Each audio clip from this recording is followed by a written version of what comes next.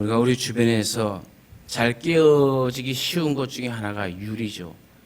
유리는 쉽게 깨지고 한번 깨지면 이제 못 쓰게 됩니다. 깨진 유리 조각은 사람을 다치게도 합니다.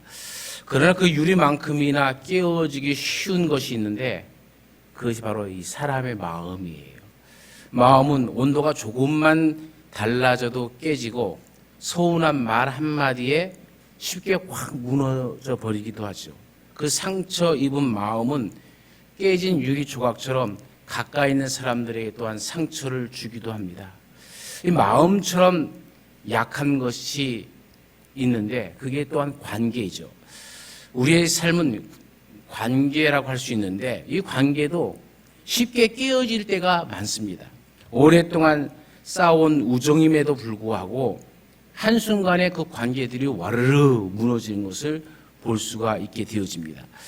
그런데 하나님의 자녀들에게 있어서 사람의 관계도 중요하지만 더 중요한 관계가 하나님과의 관계죠. 하나님과의 관계가 깨어지면 내 삶에 문제가 생기기 시작합니다. 인간적으로 보면 부족함이 없는 것 같은데 무언가 불안합니다. 평안이 없고 기쁨이 없습니다. 그렇다면 어떻게 하면 하나님과 이 관계를 온전하게 회복시킬 수 있을까요? 오늘 말씀을 통해서 보면 우리가 하나님의 말씀을 이해를 잘 하셔야 됩니다. 그 첫 번째 단계가 뭐냐면 그분과 함께 앉아 있어야 된다는 것이죠. 저는 하나님을 믿고 난 다음에 하나님을 위해 무엇을 해야 한다는 이 생각을 했습니다. 아마 여러분도 그럴 겁니다. 열심히 봉사도 하고 전도도 하고 충성을 다 하지만 하나님께서 나를 사랑할 것이다. 그렇게 해야만 사랑할 것이다. 라고 생각하는 그런 모습이 우리 가운데 항상 머물러 있어요. 제가 왜 이런 생각을 하게 되었는지 나중에 이제 깨닫게 되어진 거지만 사실 우리가 어렸을 때 자랄 때 우리 아버지란 분들은 대부분 무뚝뚝한 분이시죠. 말씀을 별로 안 하십니다. 돌아가신 저희 아버님도 좀 무뚝뚝한 편이죠. 근데 제가 가만히 보니까 아버지 집에서는 별말 없고 무뚝뚝하신데 밖에서는 아주 좋은 사람이라고 또 괜찮게 소문났어요. 마음도 좋으시고 또 유머도 잘 하시고 사람들도 잘 웃기시고 그래서 저희 아버님을 따르는 사람들이 참 그래도 나름대로 있었어요. 집에서는 무뚝뚝하게 표현을 잘 안 하시는데 그렇기 때문에 자녀들에 대해서 옛적의 부모님들은 칭찬을 그렇게 아꼈어요. 돈 드는 것도 아닌데 자녀들을 칭찬하지 않았어요. 물론 속으로야 기뻐하고 자녀들 때문에 행복한 것이 있었겠죠. 그런데 칭찬을 잘 안 하셔요.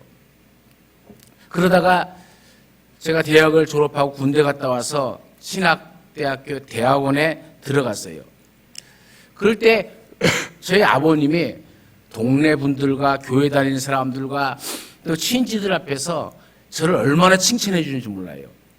제가 합격자 발표할 때 제가 가지 않았거든요. 우리 아버님이 아침에 일찍 서둘러서 가시더라고요. 누구 만나러 간다 이렇게 가셨는데 알고 보니까는 제 합격자 발표를 보기 위해서 저보다 그냥 먼저 가신 거예요. 그리고 전화가 오셔갖고 내가 학교 근처에 있으니까 보고 갈게. 합격자 요즘은 다 인터넷으로 다 하지만은 옛날에 다 이렇게 붙였거든요. 그리고 그 붙인 명단 밑에 예비 합격자들 이렇게 한 20여 명을 이렇게 쭉 써놓습니다. 그런데 그걸 딱 보고 오셔갖고 예비 합격자를 보는데 예비 합격자 이름 두고 어느 대학교 이게 다 나와요. 그런데 거기 보니까 떨어진 사람들 중에 서울대 졸업한 사람, 고대 졸업한 사람, 연대 졸업한 사람, 우리나라 유명한 대학을 졸업한 사람들 한 20여 명이 떨어진 게 주르륵 있는 거예요. 거기 합격자 명단에 제가 딱 있고 거기도 장학생 이름으로 딱 나오니까는 우리 아버님 입이 찢어지신 거예요. 그리고 동네 사람들과 교회 사람들과 또 온 친지들이 모일 때마다 얼마나 그걸 자랑하시는지 제가 속으로는 굉장히 기뻤습니다. 아버지가 저를 내가 무엇인가 이렇게 뭔가를 내놓으니까는 이렇게 칭찬해 주시고 자랑스럽게 여겨 주시는구나. 아마 그래서 그런지 이 뇌리 속에는 우리 아버지는 내가 어떤 걸 탁월하게 무엇인가 잘해야 칭찬하시는구나 라는 그 생각이 나도 모르게 새겨져 있는 거예요. 저는 그렇게 생각하지 않고 있다고 여겼는데 제가 믿는 하나님 역시 아버지와 똑같은 하나님으로 믿고 있었던 것이죠. 제가 무엇인가 열심히 하고 탁월하게 해야만 하나님의 사랑을 받을 수 있다라고 생각했던 것이죠. 그런데 어느 날 그것이 아니었구나라는 것을 깨달았습니다. 오늘 본문에 보면요, 예수 믿기 전에 우리의 모습을 1절에서는 허물과 죄로 죽었던 존재로 말씀하고요, 2절에서는 세상 풍조를 따르고 공중의 권세 잡은 자 곧 마귀를 따랐던 존재였다 이렇게 얘기합니다. 3절에서는 육체의 욕심을 따라 지내며 본질상 진노의 자식이었다 이렇게 말을 하고 있죠. 이런 우리를 4절과 6절 말씀에 보면 긍휼이 풍성하신 하나님이 우리를 사랑하셔 그리스도와 함께 살리셨고 또 함께 일으키시고 함께 앉히셨다, 함께 하늘에 앉히셨다 이렇게 말씀하고 있죠. 우리가 하늘에서 그리스도와 함께 앉는다면 여러분 어디에 앉겠습니까? 바로 보좌 위에, 보좌 위에 앉는 것이죠. 이것은 단순히 우리를 높여주셨다는 의미가 아닙니다. 그리스도인들은 항상 하나님의 존전에 서 있으며 그 앞에서 즐거워하는 것이죠. 그리스도인은 가장 거룩한 곳에 나아갈 수 있어요. 그것이 하나님의 보좌 앞입니다. 그런데 나아갈 뿐만 아니라 하나님께서 예수님과 함께 보좌에 앉히셨다는 거예요. 여러분, 앉히셨다는 말이 무엇을 말씀합니까? 그 권세를 예수님과 같이 누리게 하신다는 의미예요. 이 말은 하나님 나라에 속한 자, 하나님의 자녀가 되었다, 하나님의 모든 권세가 하나님이 우리에게 주신 것이 되었다라는 그런 의미가 되어지는 것이죠. 그래서 바울은 우리의 시민권은 이 땅에 있지 않다, 우리의 시민권은 하늘에 있다라고 선언을 하는 겁니다. 우리는 하나님의 통치 앞에 서 있고 그분의 말씀 앞에 순종하며 살아갑니다. 그리스도는 이 땅에 살아가지만은 더 이상 이 세상에 속해 있는 자가 아니라는 겁니다. 전에는 전적으로 이 세상에 속해 있었던 자였지만 이제는 모든 방면에서 마음과 사고방식과 이해와 즐거움과 소망과 소원이 있어서 이 세상에 매여있던 그 모든 것들, 사단의 권세 아래 있던 그 모든 것들이 속한 것이 아니라 이제 그리스도 예수 안에서 우리는 하나님께 속한 자가 되었다, 그 말이죠. 비그리스도인은 그래서 세상에 굴복하지만 그리스도인을 향해서는 세상이 감당할 수 없는 자다 이렇게 표현을 합니다. 이 세상을 풍속에 따라, 이 세상 풍속에 따라 살아갔던 우리의 모습에서, 그 지배받던 모습에서 이제 완전히 해방되어서 벗어나서 하나님과 교제하며 하나님과 동행하는 거룩한 삶을 살게 되어졌다, 그 말입니다. 여러분, 그리스도 안에서 이런 특권을 누리고 있습니까? 여러분, 매일 하나님과 교제를 나누고 있습니까? 그분에게 가까이 갈 수 있습니까? 우리는 하늘에 속한 자이기에 여기에서 하늘의 삶을 누릴 수 있어야 되는 겁니다. 하나님의 구속의 역사가 완성되었잖아요. 여러분, 그리스도의 완성된 역사 속에서 살아간다는 것을 인식해야 됩니다. 우리가 하나님을 위한 것 아무것도 없어요. 오히려 육체의 욕심을 따라 살았던 죄인임에도 불구하고 하나님께서는 값없이 은혜로 우리를 구원하셨고 주님과 함께 하늘 보좌에 앉게 하여 주셨습니다. 왜 그렇게 하신 겁니까? 그 이유는 단 한 가지밖에 없어요. 하나님을 믿고 하나님의 자녀가 되었기 때문이죠. 하나님의 아들이요 딸이라는 이 한 가지 이유만으로 하나님은 우리를 사랑하시는데 무조건적으로 사랑해 주신다는 것이죠. 우리가 무엇인가 그분께 해드려서가 아니라 자녀이기 때문에 사랑하신다는 거예요. 저희 집에는 아들이 2명과 딸이 하나 있지 않습니까? 새 아이를 키운다는 것은 생각보다 쉽지 않습니다. 특히 개구장이 아이들을 키우는 것은 더 쉽지가 않죠. 그래서 키우면서 가끔씩 부모가 매를 들기도 합니다. 그런데 매를 들고 때리기도 하지만 그런데 말입니다. 그래도 사랑스러워요. 때로는 속상할 때도 많죠. 근데 그래도 사랑스러워요. 언제 제일 자녀가 이뻐 보이는 줄 아십니까? 여러분들은 모르겠지만 제가 볼 때는 자녀가 언제 제일 이쁘냐면은 잘 때가 제일 이뻐요. 정신없이 자고 코 가락 골면서 자고 어쩔 때는 침도 질질 흘리면서 자는데 그 모습이 왜 이렇게 이쁘고 사랑스러운지 참 그 마음에 알 수 없는 감격과 기쁨이 온다니까요. 왜 그럴까요? 다른 이유 하나도 없어요. 단지 내 아들이요 딸이라는 이유 때문에 사랑스러운 것이고 잠자는 모습이 이쁜 것이고 침을 질질 흘려도 이쁜 것이죠. 그 아들이 그 자녀들이 무엇을 저에게 해 주어서가 아니라 자녀이기 때문에 그렇다는 것이죠. 하나님과의 관계의 시작과 회복은 무엇을 내가 하는 데서부터 시작하는 것이 아닙니다. 하나님과 나와의 관계가 어떤 관계인지를 바르게 인식하는 데서부터 출발하는 것이죠. 무엇을 하느냐에서부터 시작되는 것이 아니라 하나님 안에 거하는, 하나님 안에서 앉아있는 것부터 시작되어진다는 겁니다. 즉 하나님의 자녀된 우리가 하늘에서 하나님과 함께 앉아있는 것을 알게 되어질 때에 그때부터 하나님과의 우리의 관계가 바르게 정립되어져 가는 것이죠. 그리스도인들 가운데는 앉기 위하여 먼저 걸어보려고 하는 수고를 하려는 사람들이 있습니다. 순서가 뒤바뀐 거죠. 이성적으로 생각하면 다음과 같이 말할 수 있죠. 걷지 않고도 어떻게 목적지에 도착할 수 있을까? 노력하지 않고도 무엇을 얻을 수 있단 말인가? 어떻게? 움직이지 않고 어떻게 나아갈 수 있을까? 그러나 기독교는 정말 신비합니다.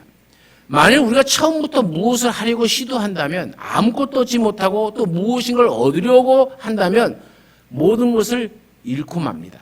왜냐하면 기독교는 지금 내가 무엇을 하는 것이 아니라 이미 해놓은, 이미 하나님께서 완성해 놓은 것에서부터 기독교인의 삶은 시작되어지기 때문에 그런 것이죠. 그래서 바울은 에베소서 서두에서 이렇게 말씀합니다. 1장 3절에 찬송하리로다 하나님 곧 우리 주 예수 그리스도의 아버지께서 그리스도 안에서 하늘에 속한 모든 신령한 복을 우리에게 주셨다. 믿습니까? 바로 여기서부터 시작하는 겁니다. 하늘에 속한 모든 신령한 복을 우리에게 주셨다는 거예요. 그리스도 안에서 그 모든 것을 다 우리에게 주셨습니다. 이미 주신 것, 그것에서부터 우리는 출발하는 겁니다. 우리가 무엇을 행한다는 것은 노력한다는 의미를 내포하죠. 그러나 우리가 구원을 받는 것은 행함에 의해서가 아닙니다. 오늘 보면 8절 9절에서도 너희는 그 은혜에 의하여 믿음으로 말미암아 구원을 받았으니 이것은 너희에게서 난 것이 아니요 하나님의 선물이라 행위에서 난 것이 아니니 이는 누구든지 자랑하지 못하게 함이라. 우리가 우리 자신을 구원하기 위해서 할 일은 아무것도 없습니다. 하나님의 은혜로 말미암아 믿음으로 구원을 얻었다. 이렇게 성경은 선포합니다. 우리는 스스로 행하는 일에 의존하는 것이 아니라 하나님께서 이미 이렇게 놓으신 그 일을 믿음으로써 그리스도인의 생활이 시작되어지는 것이죠. 시작뿐만 아니라 하나님 앞에 살 때까지 우리는 하나님을 믿으면서 하나님을 의존하면서 살아가는 겁니다. 하나님께서 우리에게 주시고자 하는 은혜에는 제한이 없어요. 이 말은 우리에게 베푸시는 하나님의 복은 제한이 없다는 얘기입니다. 하나님께서 모든 것을 우리에게 주려고 합니다. 그렇지만 우리가 그 안에서 안식하고 거기에 의존하지 않으면 그것을 받아 누릴 수가 없는 것이죠. 그래서 하나님의 그 모든 것을 이미 우리에게 주신 바 되었다라는 그 말의 표현이 이 그리스도와 함께 보좌에 앉히셨다라는 말이 되어지는 겁니다. 그러면 앉아서 무엇을 합니까? 이걸 잘 아셔야 됩니다. 두 번째는 앉아서 안식, 쉼을 얻어야 됩니다. 앉아있다는 말은 무엇을 의미합니까? 우리가 흔히 그렇죠. 걷거나 서 있을 때는 몸을 지탱하기 위해서 다리가 수고를 해야 됩니다. 다리가 버텨줘야 서 있는 것이죠. 그렇지만 앉아있을 때는 우리의 몸무게가 얼마가 되든지 간에 의자나 소파에 온전히 기댑니다. 걷거나 서 있을 때는 피곤하고 지치지만 잠시 동안에도 앉아있으면 편안함을 느끼죠. 걷거나 서 있을 때는 많은 힘이 소비되어지지만 앉아있으면 긴장이 풀립니다. 영적인 면에서도 마찬가지죠. 앉아있다는 것은 우리의 모든 부담, 우리의 짐, 우리 자신, 그리고 우리의 모든 것을 주님께 맡깁니다 라는 의미가 되어지는 겁니다. 예수님께서는 마태복음 11장 28절과 29절에 뭐라고 말씀하십니까? 수고하고 무거운 짐진 자들아 다 내게로 오라. 내가 너희를 쉬게 하리라. 나는 마음이 온유하고 겸손하니 나의 멍에를 메고 내게 배우라. 그리하면 너희 마음에 쉼을 얻으리니. 예수님 수고하고 무거운 짐진 자들을 초청하시면서 내가 쉼을 주겠다, 안식을 주겠다라고 말씀하셨죠.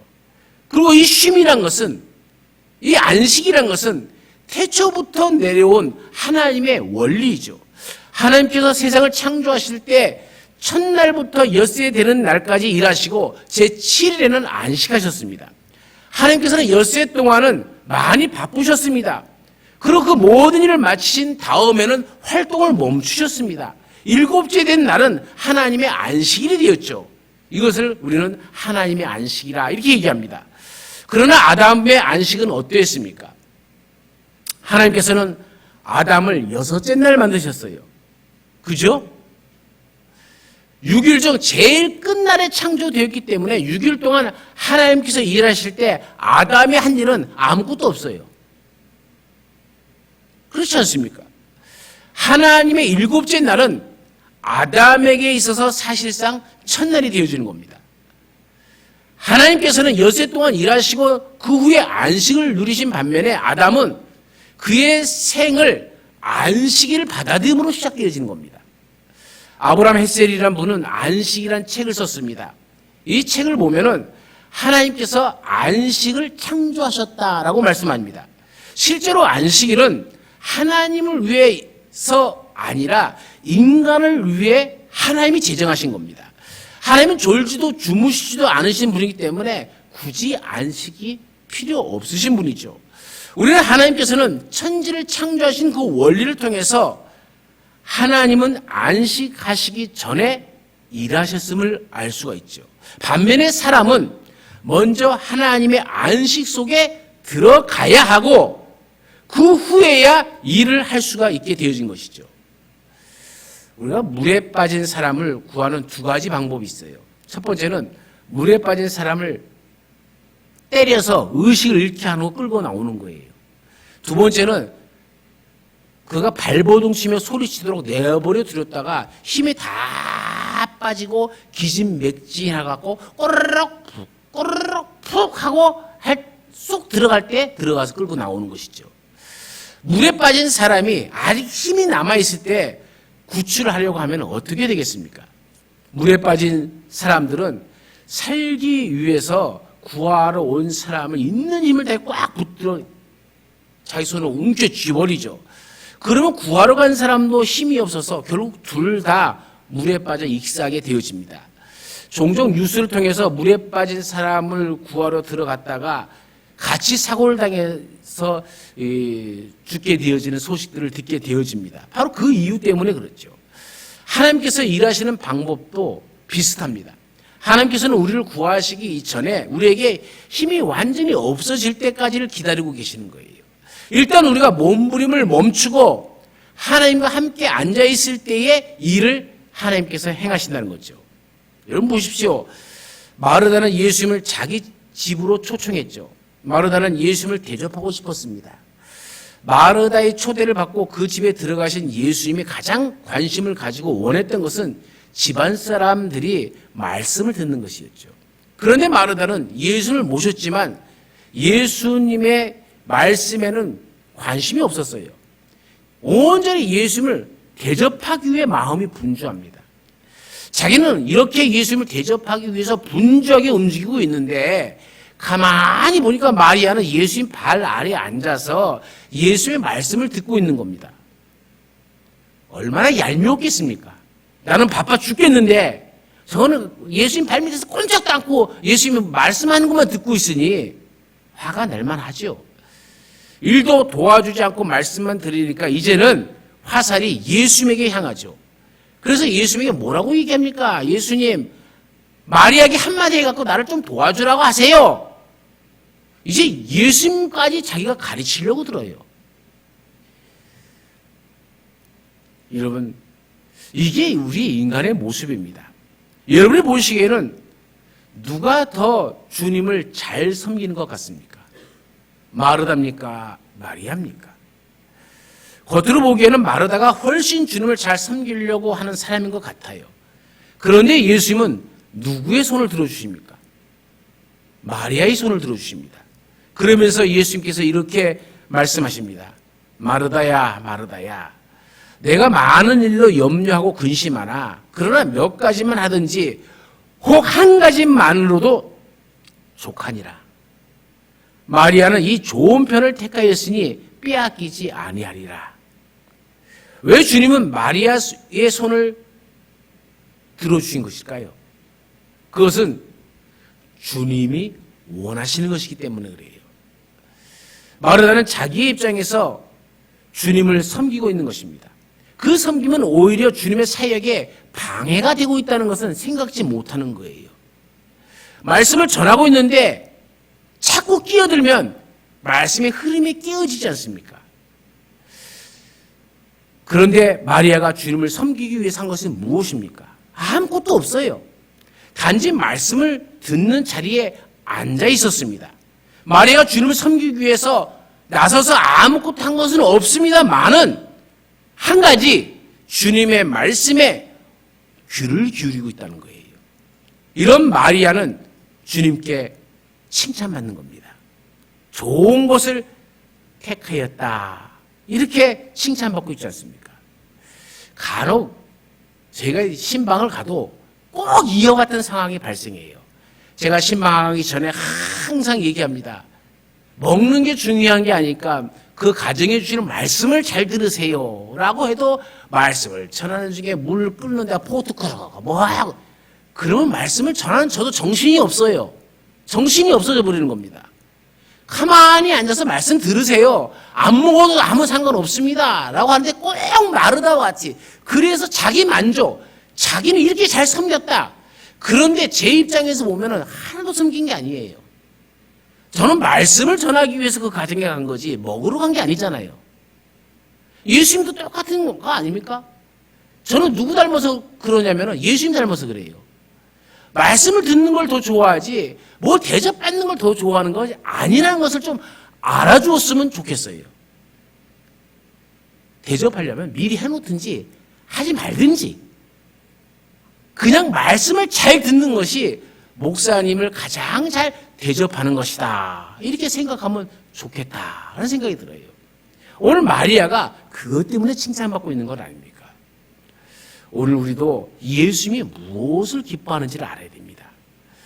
우리가 있어야 될 자리는 그래서 주님이 원하는 자리에 앉아 있어야 되는 거예요. 그 자리에 앉아 있는 것, 그게 주님을 섬기는 것이죠. 마리아가 그 자리에 앉아 있는 것, 그것이 아무리 열심을 내고 열심을 땀 흘려 섬기는 마르다보다도 훨씬 더 주님을 기쁘시겠다는 거예요. 그래서 마르다야 마르다 너 필요 없어. 그 네가 아무리 10가지 100가지 수고를 한다고 해도 나는 마리아 이 한 가지 하는 일이 더 마음에 든다. 그 얘기 아닙니까?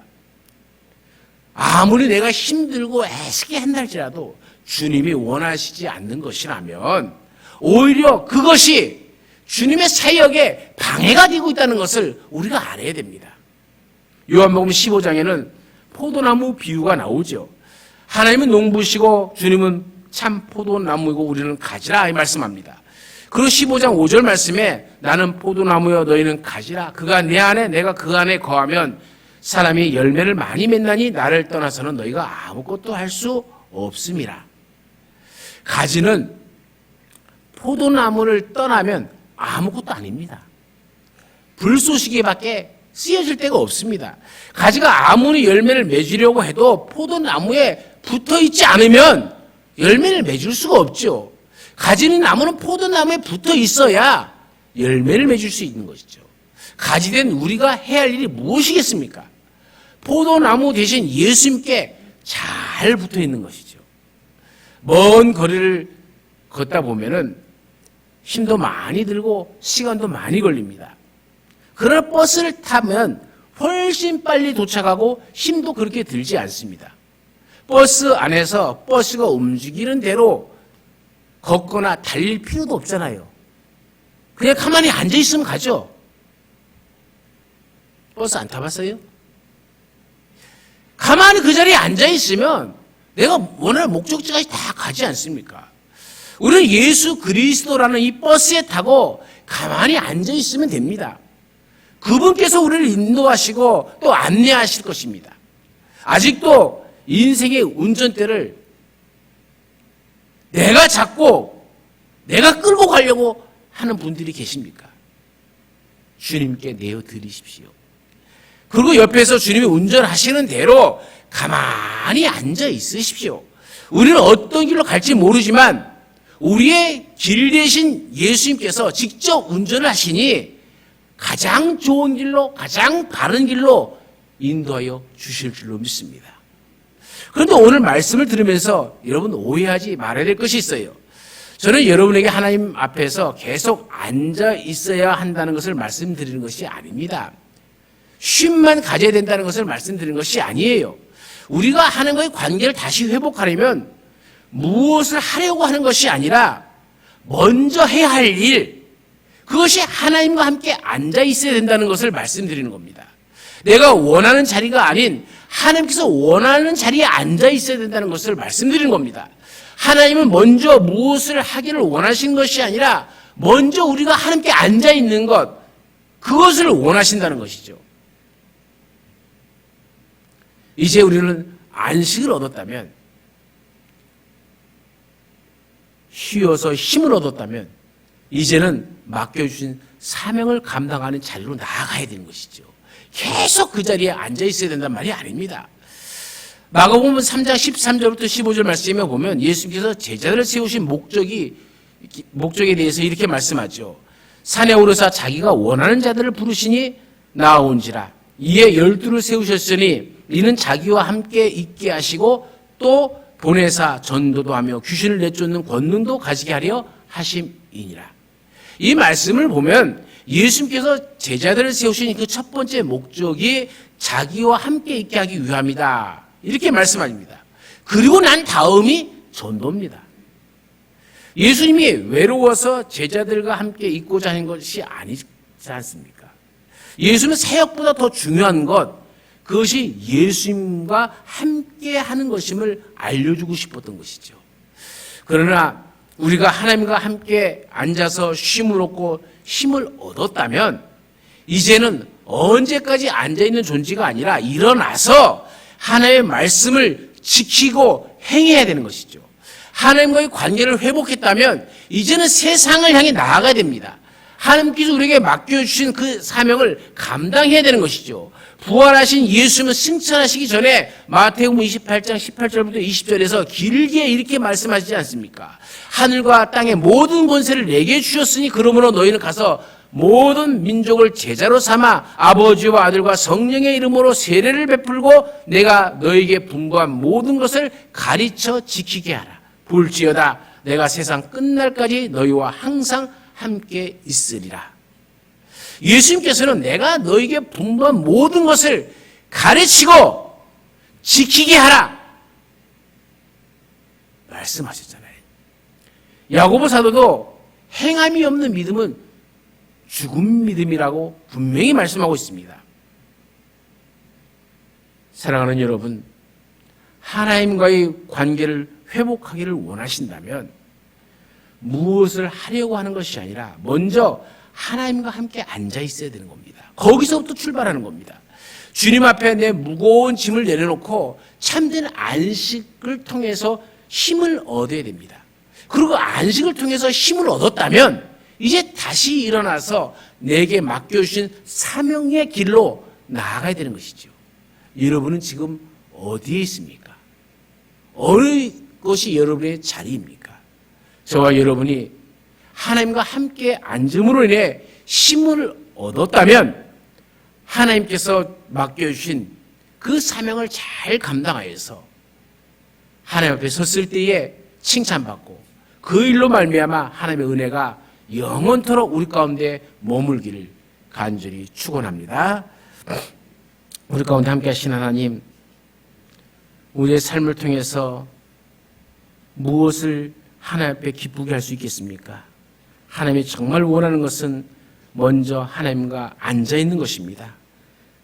그 앉음으로 인하여 참된 쉼을 얻고 그 쉼을 통해서 힘을 얻어 주님께서 내게 부탁하신, 맡겨주신 그 사명을 잘 감당할 수 있도록 늘 도와주실 줄로 믿습니다. 세상 끝날까지 너희와 항상 함께하리라 하셨사오니 그 말씀이 우리의 힘이 되어지고 능력이 되게 하여 주옵소서. 우리 모두가 주님 오시는 그날까지 우리에게 맡겨주신 사명을 감사와 기쁨으로 감당할 수 있도록 주님 도와주옵소서. 언제나 우리와 함께 하시는 예수님의 이름으로 기도드리옵나이다. 아멘.